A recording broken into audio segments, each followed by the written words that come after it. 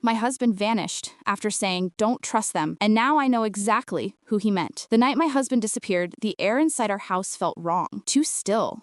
Too heavy. Like the walls themselves were holding their breath. Ethan paced the living room, with his phone clutched in his hand, sweat dripping down his temples. I had never seen him afraid. Not once in the 7 years I knew him. But that night, his fear filled the entire house. "Ethan," I whispered, "you're scaring me." He stopped pacing. He stared at me like he was trying to memorize my face, like he was afraid he might never see it again. His voice cracked as he said, "Whatever happens tonight, don't trust them." My heart tightened. Don't trust who? He didn't answer. Instead, he stepped forward and pulled me into the tightest embrace of our lives. His arms were shaking. His chest rose and fell too fast. I could feel his heartbeat hammering against mine, as if counting down the seconds he had left. "I'm sorry," he whispered into my hair. "I never wanted you to be part of this." Before I could ask what this meant, his phone vibrated. He looked at the screen, and the color drained from his face. He backed away from me like something invisible had grabbed him. "He have to go." "No." I grabbed his hand. "Not like this." He squeezed my fingers once, hard, then let go. Ethan ran out the front door without another word. I chased him outside, but he was already gone. Not walking, not driving, just gone, like he vanished into the night. At first, I thought he left me, that it was some cruel, twisted form of abandonment. But then the messages started. 3 hours after he disappeared, I got a text from an unknown number. "Do not call the police." 5 minutes later, "We'll contact you when it's safe." Then, "Do not speak to anyone about Ethan." My blood turned to ice. I felt the whole world tilt sideways. Someone was watching me. Someone knew I would try to look for him. And worst of all, whoever they were, they knew he was gone before I even reported it. My hand shook so badly I nearly dropped the phone. I dialed Ethan anyway, straight to voicemail, but I didn't get his voice. The mailbox was empty, like the phone number never registered to a real person. That's when the first knock came at the door. A soft, rhythmic tapping, too gentle to be threatening, but too confident to be friendly. I froze in the hallway. The knocking continued. 3 taps, pause, 3 taps again. My entire body screamed, "Don't open it." I stayed silent. Then a woman's voice floated through the wood. "We just want to talk. We know where Ethan is." My breath hitched. No one should have known he was missing. No one should have known I was alone. The doorknob rattled. Slowly, deliberately, like she was testing whether I locked it. I backed away, pulse pounding in my ears. "We can help you," the woman said, "but only if you cooperate." Her tone wasn't comforting. It was a warning. I didn't answer. For a long moment, the knocking stopped. But through the peephole, I saw it. A woman in a dark coat, staring directly at the door. Not at the peephole, but at me. Like she could see through the wood, through the glass, through me. She smiled faintly. Then she whispered, just loud enough for me to hear, "Your husband should have left you out of this." And with that, she walked away, slow, unhurried, like she knew I wouldn't dare follow. I sank to the floor, shaking. That was the moment I realized. Ethan didn't disappear. He was taken, and whoever took him had just come to our door. The morning after the police left, the house felt like it was holding its breath. Every sound, every tick of the clock, every creak of the wooden floors felt like a warning. I barely slept, replaying my husband's last words in my mind. "Don't trust them." But who were they? I walked through the silent house, touching the walls like I was searching for something that used to be there. His presence, his warmth, anything. Instead, my fingers brushed against dust, shadows, and the heavy weight of secrets. The officers had searched the house, but they avoided one place, the locked basement door. My husband always said it was just storage, nothing important. I never questioned him. Now I questioned everything. His keyring was still in the drawer beside our bed. My hand shook as I picked it up. One key was old, darker than the others. The metal cold as ice. I held it up to the basement lock. It fit. It turned. And something inside me felt like it cracked open with it. The door groaned as it swung inward, revealing a staircase drowning in darkness. The air smelled like dust and metal and something else. Something unfamiliar. I switched on the light. A weak bulb flickered to life. What I saw made my stomach clench. The basement wasn't storage. It was a workspace, a wall covered in maps, red strings connecting faces I didn't recognize, documents scattered on a table, and in the center, a photo of my husband. Pinned beside it was a photo of me. I froze. My mind raced. Why were our pictures here? Why were there dates written beside them? Why did it look like someone was tracking us, tracking me? I stepped closer, scanning the wall. Some faces were crossed out. Some had question marks. One name, written in large letters, stood out among the chaos. The Council. My husband's voice echoed in my mind. "Don't trust them." My pulse hammered in my ears. I didn't know who the Council was, but he clearly did. And he didn't just fear them. He was investigating them, alone. That's when I noticed something else. A metal box under the table. Small, black, locked. Unlike the rest of the room, it wasn't dusty. Someone opened it recently. My husband. Maybe even after his warning. I dragged the box out. It was heavier than it looked. On top, Faintly scratched into the metal were 3 letters. MTV. I didn't know what it meant. I didn't know if opening it would answer anything or destroy me even more. But before I could decide, a loud knock echoed upstairs. 1, 2, 3 slow, heavy hits. I froze. No one ever visited us this early. No one even knew I was home alone except the police. Then a voice came through the door. Calm, too calm. Madam, open up. We need to talk to you about your husband. Something felt wrong. The voice didn't sound like a cop, and my husband's warning felt louder than ever. Don't trust them. I stayed perfectly still in the basement, holding my breath, clutching the box to my chest as the knocking grew harder and more impatient. The knocking didn't stop. It grew sharper, heavier, like whoever was outside wasn't asking anymore. They were demanding. I pressed my back against the cold concrete wall, the metal box still clutched to my chest. The basement light flickered again, as if the whole house was warning me. Ma'am, the voice called, slower this time, almost rehearsed. This is about your husband. It's urgent. My heart pounded so loudly I swore they could hear it through the floor.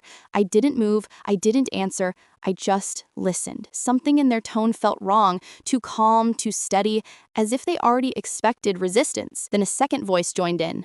Deeper, colder. We know you're inside. Open the door. My breath caught. They knew. Whoever they weren't guessing. They were certain. I crept up the stairs just enough to peer through the tiny gap between the door and the frame. I couldn't see their faces, just dark silhouettes through the frosted glass.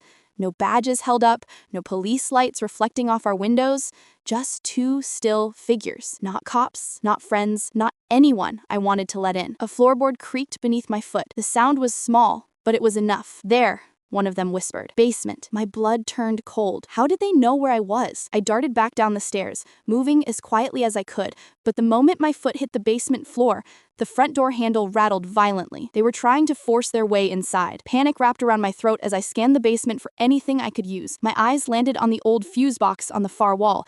If I cut the power, maybe they'd hesitate. Maybe they'd think I escaped. Maybe it would buy me seconds, just seconds, but that was enough. I sprinted to it, yanked it open, and pulled the main switch down. The house plunged into darkness, silence. Then, a crash upstairs. Wood splintering, boots pounding into the hallway. They were inside. I pressed myself behind a shelf, gripping the black metal box so tightly my knuckles burned. Every muscle in me trembled. The faint sound of footsteps moved through the house, slow, deliberate. They weren't searching, they were hunting. Then one of them spoke. Check the basement. He told her something. She knows. My husband. They were talking about him like he was an enemy, like he was one of them or one of the few who betrayed them. The basement door creaked open above me. A thin slice of dim light spilled down the stairs. A shadow moved onto the top step. I pressed my hand over my mouth, forcing myself not to breathe too loudly. One step, another, another. He was coming down. Every instinct screamed at me to run, but my legs were frozen. My eyes darted to the small window near the ceiling, the only escape. Too small for comfort, but maybe not too small for survival. The man was halfway down the stairs when a voice from upstairs called out sharply, "Leave it. She's not down there." He stopped, turned, walked back up. The door closed. I didn't know how long I stayed there, shaking, waiting for another step. But eventually the house fell silent again. No voices, no footsteps, nothing. When I finally gathered the courage to crawl toward the window, I noticed something under the table. A small, folded note taped beneath the drawer, like my husband left it there on purpose. For me, my hands trembled as I pulled it free. 3 words were written in his handwriting. Trust no one, and beneath that, if they find the box, run. I looked down at the metal box still in my arms. They didn't find it, but they would be back. And whatever was inside this box, it was the reason my husband vanished. The house stayed silent for nearly an hour of me crouched beneath that basement window, gripping the box so tightly my hands had gone numb. I kept replaying the footsteps, the voices, the way they walked through the house like they owned it, like they'd been here before, like they knew exactly who they were looking for. Eventually, when my breathing finally stopped shaking, I pushed myself up and reached for the tiny basement window. I pried it open, the cold night air rushing in like a slap. It was barely big enough, but fear makes you fit into places you normally wouldn't. I squeezed myself through and tumbled onto the damp grass outside. The neighborhood looked normal, quiet, peaceful. Every house lit from the inside, like families were enjoying dinner or watching TV. No one would ever believe that 2 men had just broken into mine. I kept low as I crawled toward the side fence. That's when I heard it, an engine somewhere near the street. Not loud, not fast, just idling. waiting. I froze. That wasn't a neighbor. They were still here. I slipped through the back gate and didn't look back. I walked first, trying to look normal, then faster, then running, until the houses disappeared and streetlights grew sparse. I ducked behind an old storage shed at the edge of an empty field. Only then did I dare to open the box. The metal was cold, heavier than it looked. When I pulled the latch, a soft click echoed in the darkness. Inside, there weren't jewels or passports or cash like I expected. There were files, dozens of them, all marked with government seals. My husband, who worked at a perfectly ordinary logistics company, had been keeping classified documents hidden in our basement. I picked up the first file. His handwriting covered the margins, frantic and urgent. They're watching. They're in everything. Do not trust the agency. If something happens to me, run. My head spun. What agency? Why had he never told me? Why did he leave these things for me to find? I opened another file, this one full of photographs, locations, buildings, people whose faces were blurred out with black ink. And then one picture stopped me cold. It was our house, taken from across the street, with the date from 2 months ago written beneath it. 2 months. 2 months before he vanished. Someone had been watching us long before he ever warned me. My hands started trembling as the truth finally began to form. Slow, awful, impossible. He didn't disappear because he wanted to. He didn't run away from me. He didn't abandon me. He was taken because of whatever was in this box. My breath hitched as I reached deeper into the files. At the very bottom, there was a USB drive taped to a handwritten note. If they come for you, go to the place where we first met. Don't tell anyone. And for God's sake, come alone. My chest tightened. That place, that stupid little cafe on the corner of Maple Street, the one we used to joke about because it always smelled like burnt coffee. Why there? Why leave a clue like this? I tucked the USB and the note into my jacket and closed the box. I needed answers, and that cafe was the only place he pointed me to. But as I stood to leave, a sudden crunch of gravel behind me made my heart stop. I spun around. In the dark field, about 20 yards away, 2 silhouettes stood perfectly still, watching me, facing me, like they'd been there the entire time. I didn't breathe. I didn't blink. Then one of them spoke, his voice drifting across the cold night air. "We told you not to open the box." My blood froze. They found me, and now they knew I had everything. The moment those words hit the air, "We told you not to open the box," my entire body locked. Every instinct, every memory of my husband's warnings, every nightmare I'd had since he vanished, they all collided at once. I didn't think. I ran. The field was uneven, patches of dead grass crunching under my feet as I bolted toward the dim outline of the old service road. Behind me, the silhouettes started moving, first walking, then accelerating, their steps growing sharper, faster. I didn't dare look back again. My lungs burned. My legs felt like they were dragging concrete. And still, I ran. A spotlight suddenly swept across the field from the direction of the idling engine I'd heard earlier. The beam sliced through the darkness like a knife, coming dangerously close to catching my face. The men shouted something I couldn't understand. I veered left, stumbling over a broken fence post before crashing onto the gravel road. The impact tore the skin from my palms, but adrenaline pushed me back to my feet. I didn't have a destination, just the desperate need to stay alive long enough to understand why all of this was happening. The box slammed against my hip with every step, the files inside shifting and rattling like bones in a coffin. As I reached the end of the service road, I spotted a flickering street lamp and the outline of a bus stop. Empty, silent, abandoned, except for a few torn posters flapping in the wind. I sprinted toward it. When I finally collapsed behind the metal bench, I forced myself to breathe in deep, shaky gulps. The night felt too quiet, too thick. My ears strained for footsteps. Nothing. Had I lost them? I was almost afraid to believe it. Then, my phone vibrated. I froze. I hadn't told anyone where I was. No one even knew I'd left the house. My hands trembled as I pulled the phone from my pocket. Unknown number. You shouldn't be running alone at night. My blood turned to ice. Before I could decide whether to ignore it, another message came in. "We only want what he stole. Give us the box and you walk away alive." He, my husband, stole? The ground under me felt unreal, like I was sitting at the edge of a cliff without a railing. My husband, the man who made oatmeal taste like a feast, who kissed my forehead every morning, who whispered that he'd always keep me safe, had stolen something from them, and they were willing to kill me to get it back? I wiped my palms on my jeans and typed with shaking fingers. "Who are you?" The response was instant. Wrong question. Then another. "Where are you?" A surge of panic shot through my chest. They were tracking me. I turned my phone off so fast I nearly dropped it. The bus stop suddenly felt like a trap. Open on all sides, nowhere to hide. I stood up, heart hammering, scanning the street. And then, headlights. A black SUV turned the corner, slowing as it approached. Too slow. Too deliberate. I backed away from the curb. The passenger window rolled down just enough for someone inside to see me, but too dark for me to see them. A familiar male voice drifted out, calm and steady. "Get in. If you want answers about your husband, Get in now. My throat tightened because I knew that voice. Not clearly, not fully, but something deep inside recognized it. The SUV door unlocked with a heavy click. I stood there, breathing hard, torn between the danger I could see and the truth I desperately needed. If I didn't get in, I might never learn what happened to him. If I did, I might not survive the night. He leaned forward, just enough for the streetlight to touch the edge of his face. He trusted me, and you should too. My heart stopped because now I remembered exactly where I had heard that voice before. It was on one of the recorded messages my husband left hidden in the files. He had said only one thing: if you ever hear this man's voice, run. For a moment, the world around me went silent. The cars, the cold wind, the sound of my own breathing. Everything faded as my husband's recorded voice echoed through my mind. If you ever hear this man's voice, run. Yet here he was, in front of me, telling me to get in. My fingers tightened around the metal box. Instinctively, the SUV sat at the curb like a giant black predator. Engine steady, headlights dim, windows tinted just enough to hide the truth,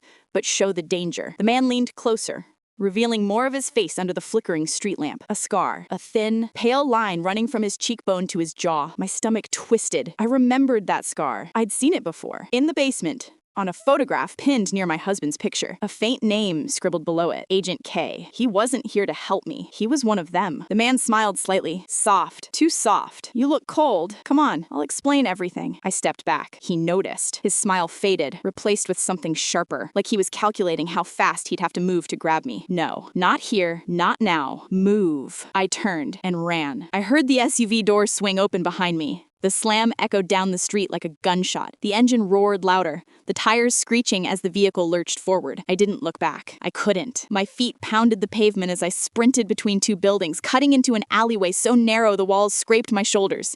The SUV couldn't follow, but the man could. His footsteps thundered behind me, heavy and relentless. I pushed forward until the alley opened into a dim parking lot behind an old convenience store. The neon sign flickered weakly, casting broken shadows across the pavement. I spotted a row of shopping carts and dove behind them, crouching low. My breathing was too loud, too shaky. I covered my mouth, praying he wouldn't hear me. His footsteps slowed. He entered the lot. I could see his silhouette through the gaps between the metal bars of the carts. Slow, controlled, hunting. You're making this much harder than it needs to be. His voice cut through the silence like a blade. He didn't want it this way. A chill crawled up my spine. He meant my husband. What had my husband done? What did he steal? Why were these men willing to tear my life apart for it? The man took another step. Another. He was getting closer. Then, my phone vibrated. The sound was faint, but in the dead quiet night, it felt like a bomb going off. I grabbed it from my pocket and silenced it. But he'd already stopped walking. He turned, slowly, deliberately, facing the carts. Come out, he said softly. You're not gonna outrun me. My heart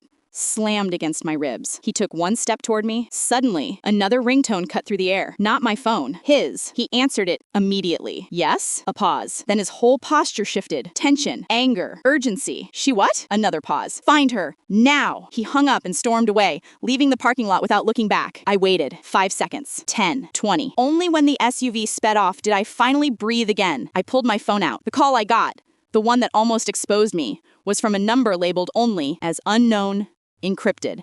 And there was a new message, too. If you want the truth, be at the old train yard by sunrise. Come alone. My hands trembled as I read it again, because unlike his voice, this voice I recognized. It was my husband's, alive, still sending messages, still hiding in the shadows of a truth so big it had nearly swallowed me whole. For the rest of the night, I didn't move. I sat behind those rusted shopping carts with the cold metal digging into my back and the weight of the black box pressed against my chest.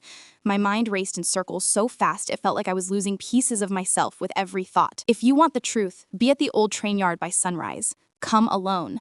The message glowed on my screen like a forbidden secret. It looked like his writing. The tone felt like him. The urgency, the clipped wording, the hidden fear, it all reminded me of my husband. But he was supposed to be gone. Dead, missing, kidnapped, no one even knew. And now he was sending messages from the shadows? Was it a trap? A trick? Another piece of the council's twisted game? Or was he actually alive, somewhere out there waiting for me? I stood once the sky began to lighten, soft grays stretching across the horizon, pushing back the night. My body ached from the hours of hiding, but adrenaline dragged me forward. I left the parking lot and followed the empty streets, keeping to the alleys, listening for engines, footsteps, anything. The train yard appeared on the horizon like a graveyard of metal and rust. Dozens of abandoned freight cars stretched into the distance, some covered in graffiti, others stripped bare. The air smelled like dust, oil, and forgotten things. I stepped past the broken fence and walked slowly along the tracks. The silence was crushing. No birds, No engines, no voices, just the metallic groan of an old train shifting in the breeze. My phone vibrated. Unknown, encrypted. Keep walking. You're close. My heart leapt into my throat. I followed the curve of the tracks until I reached a long, dark red freight car sitting crooked on the rails.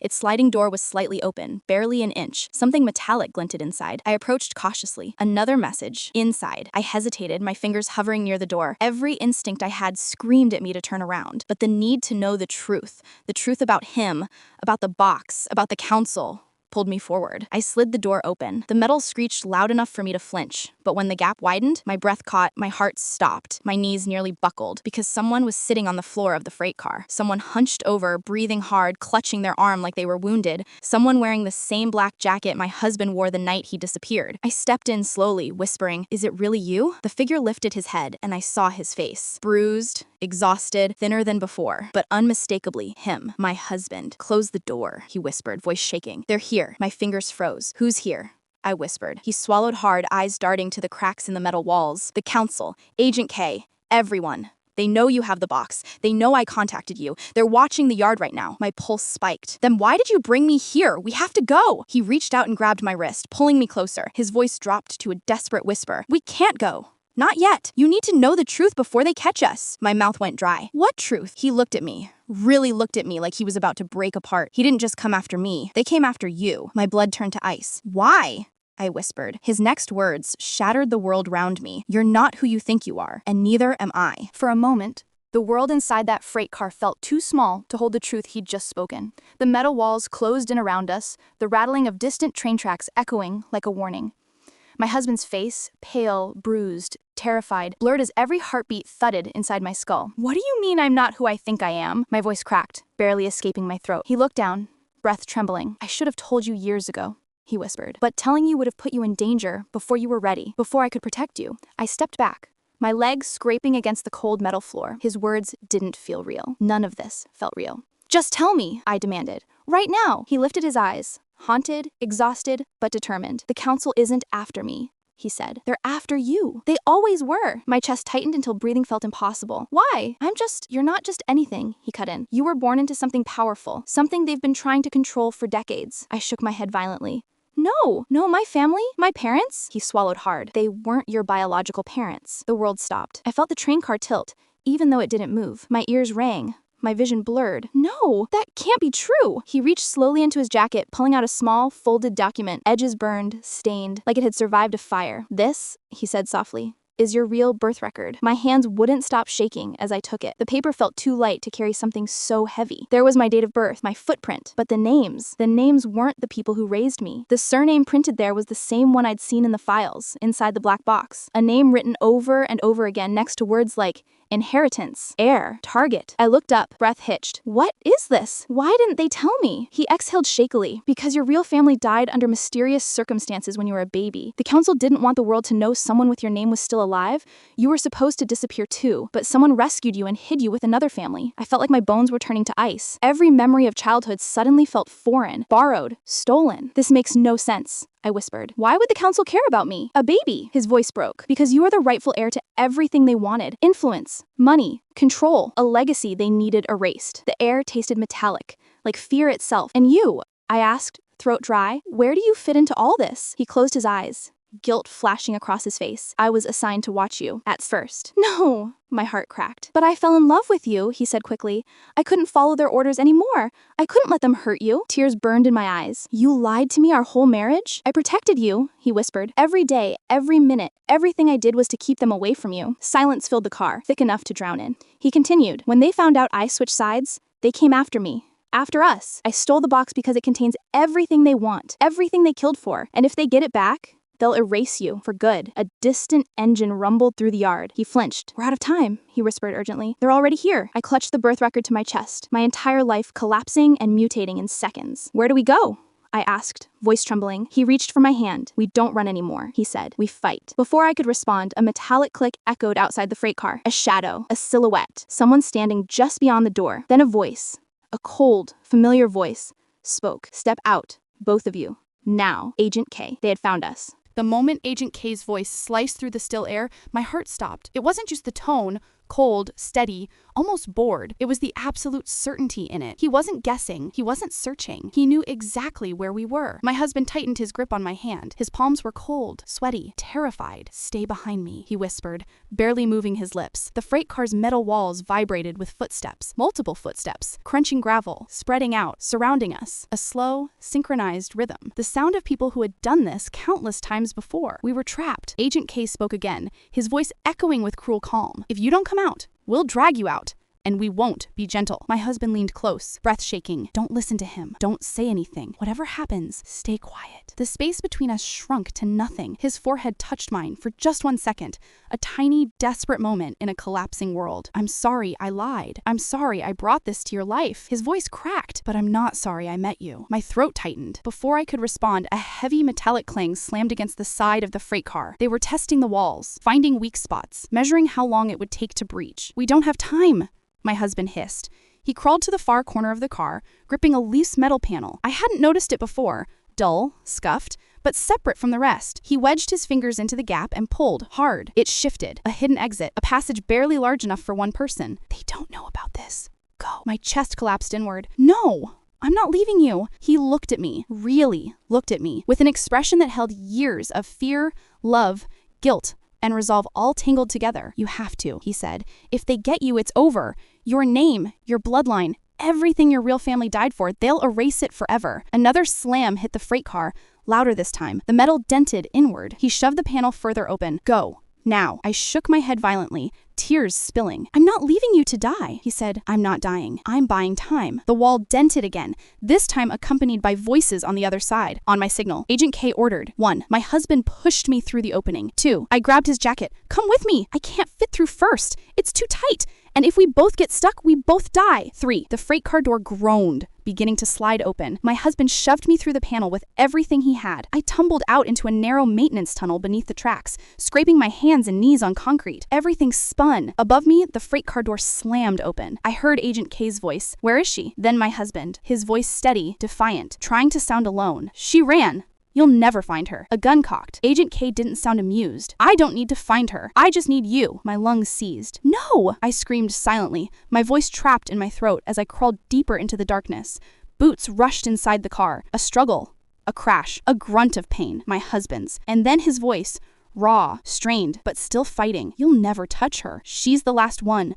The rightful one. And you." A violent thud cut him off. I covered my mouth with both hands, biting down on my own fingers to keep from making a sound. The tunnel shook as something heavy hit the freight car floor. Maybe a body. Maybe him. Agent K spoke again, calmly. "Search.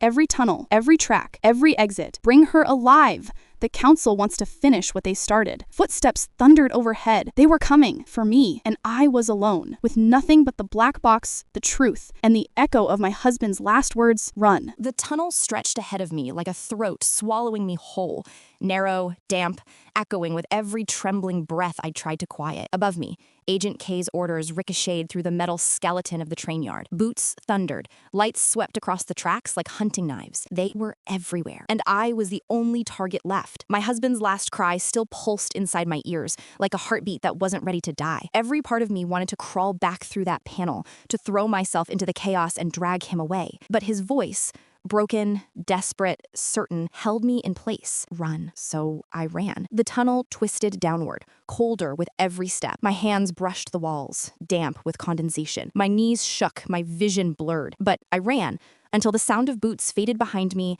and something else emerged. A hum. Low, metallic, familiar. The black box in my jacket began vibrating. I stopped, gasping, and pulled it out. The screen, which had been dead for hours, flickered to life with a soft amber glow. Lines of encrypted text flashed, rearranging themselves until a single message appeared. "If you are reading this, you survived. Go to the end of the tunnel. Do not look back. H." My breath shattered. He planned this. He knew this moment would come. He knew they would come, and he still tried to buy me time. I forced my legs forward. The hum grew louder, almost guiding me until the tunnel opened into a massive underground chamber, lit by one single flickering bulb. A rusted metal door stood on the far wall, sealed, bolted, ancient. The black box chimed again. A new message formed. "Press the panel to your right, quickly." My palm slammed against the dusty metal plate. The reinforced door groaned, clinked, then split open. Behind it was a room. No, an archive. Shelves of old binders, sealed documents, evidence boxes stacked to the ceiling.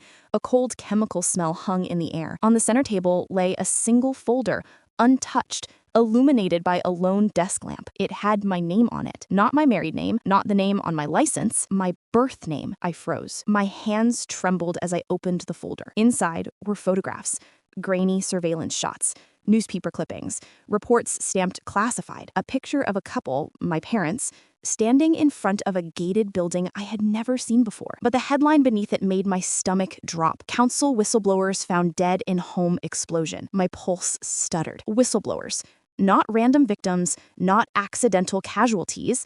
My parents had discovered something worth killing them for. And then, tucked in the back, I found a final page, handwritten, barely legible. If you are reading this, it means they've begun the purge. You weren't supposed to grow up. You weren't supposed to know.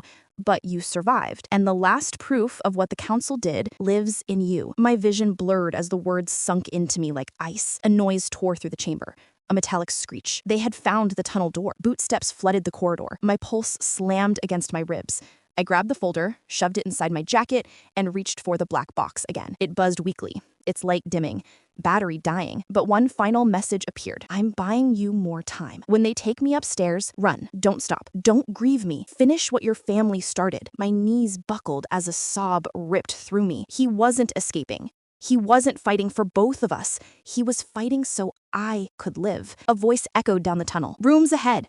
Move. Lights flashed across the chamber door. I inhaled once, shaky, broken, furious, then grabbed the lamp, smashed it to plunge the archive into darkness, and slipped through the secondary exit behind the shelves. As I disappeared into the black, I heard Agent K's voice enter the archive. She was here, and she has the file. His tone sharpened. Bring me the girl. She's the last survivor. And finally, the truth slammed into me. My husband wasn't just protecting me. He was protecting the only person who could destroy the council, me. I ran into the night not as a widow, not as a victim, but as the final piece of a story they tried to erase. And this time, I wasn't running to hide. I was running to end it.